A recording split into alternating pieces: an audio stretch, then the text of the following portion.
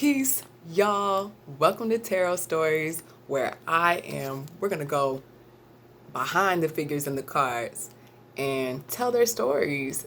And this particular story is about Marwe and the Underworld. I love this story. This is one of my favorite stories. Wow, if you don't have this deck, what are you doing? Malcolm X is in this deck. Marcus Garvey is in this deck. Even if you're not into tarot, this is a really good deck to have, just to have the historical figures and the ancient African stories and mythology in your home. The information book, it comes in French, Spanish, I even think Italian, definitely English. Just beautiful, beautiful, just a beautiful job that they did. I just appreciate it. This book has, these cards have definitely brought beauty into my life in a multiple different amount of ways. So we're just gonna look at tarot from a whole other perspective without all of the theatrical stuff. We're gonna kind of take the veil off and we're gonna just go deeper into the stories that really make a difference in our lives. I know, shout out to my parents, those bedtime stories that y'all told me, all the African American books that you guys had around the house, the ancient African stories you all had around the house have really, made me into be more confident in my ethnicity and my culture as a young woman today. And I just appreciate y'all, and just appreciation and support to all the parents reading to their children, putting books in their lives, stories in their lives, history, true, real history in their lives. You all are so much appreciated. So go ahead, tag your favorite tarot reader, tarot enthusiast, African American, Kemetic, Hotep, ancient African storytelling enthusiast, anyone who is interested in hearing our stories, filmmakers. Go ahead and let them know the story of Marwe and the Underworld. So without further ado, Marwe and the Underworld. There was once an African girl named Marwe. She and her brother were responsible for keeping the monkeys from raiding the family bean fields. One day, after they had been faithfully keeping the monkeys away, they both became very thirsty. They turned their backs on the fields and went to a pool to take a drink of water. When they returned to the fields, the monkeys had eaten all of the beans. Marwe was so scared of the wrath of her parents that she drowned herself. Her brother rushed home with the terrible news of her suicide. Her parents were so shocked and grieved on hearing the terrible news. They grieved so much that they had forgotten about the fields. As Marwe drowned into the pool, she came to the land of the dead, where she met an old woman and her children.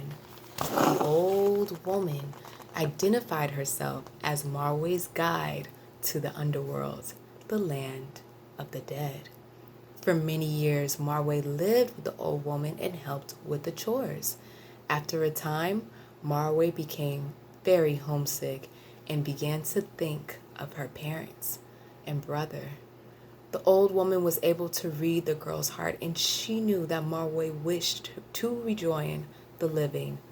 So one day, the old woman asked Marwe if she preferred the hot or the cold. Marwe didn't understand, and the woman repeated the question.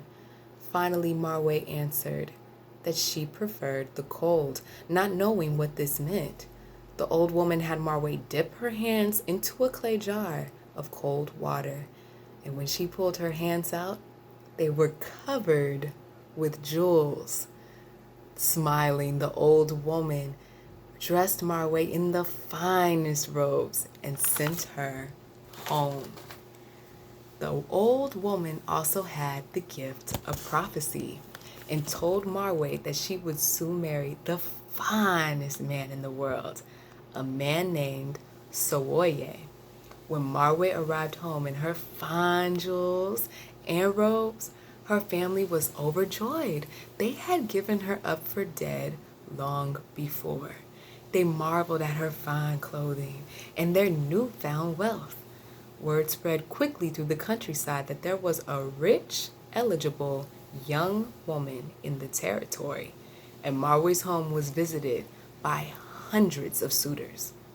Marwe ignored all of the men, including the most handsome of them all, except for a man named Sawoye. He suffered from a terrible skin disease that made him look ugly. But having been to the land of the dead, Marwe was able to read the hearts of men and knew that Sawoye was the best man of all. Sawoye and Marwe were married with great feasting, and after all of the festivities on their wedding night, consummated the marriage.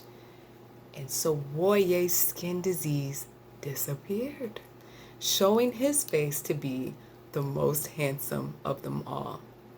As Marwe had fine jewels to spare, they bought a herd of cattle, and soon Marwe and Sawoye were the wealthiest people in the land.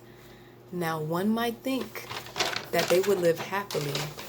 However, Marwe had many suitors, and they were very envious of Sawoye, resenting the wealthy young couple. Soon all their friends and neighbors changed, equally resenting the young, wealthy couple. The hostility grew more bitter with each day until a group of neighbors attacked Sawoye and killed him. She took her husband's body inside, but knowing the secrets of the underworld, because she already died, she knew how to revive him.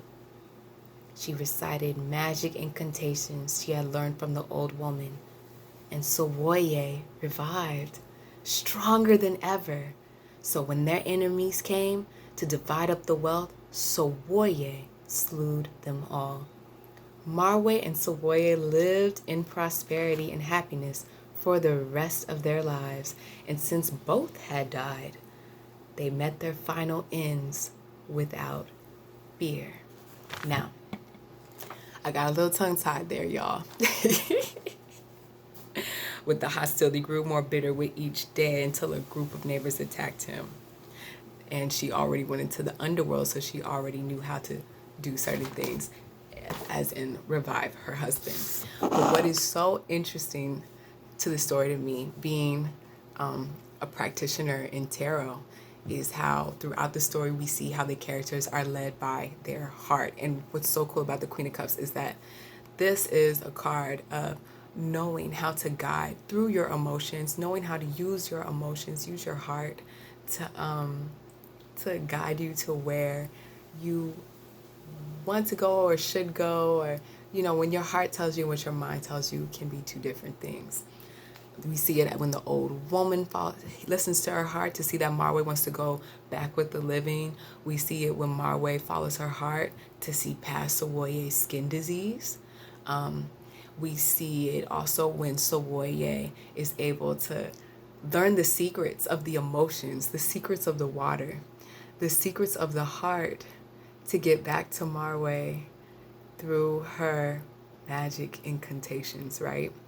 And so this is just a beautiful story, whether you're into this particular type of spirituality or not, on listening to your heart, understanding that there's secrets and emotions. And even though our emotions can drown us, as it drowned Marwe, we can revive, we can get back up, and we can learn the secrets of the water, the secrets of the emotions, and use it for prosperity in our lives. So if you have anything else to add to this story that you're recognizing, any symbolism, like the red that she's wearing, and her being by the river and not in the river, all these little things make a difference in a tarot reading. If you have anything else to add, please add it below. But for now, this is Tarot Stories, and we're going to come back with more stories. And this is Marwe and the Underworld.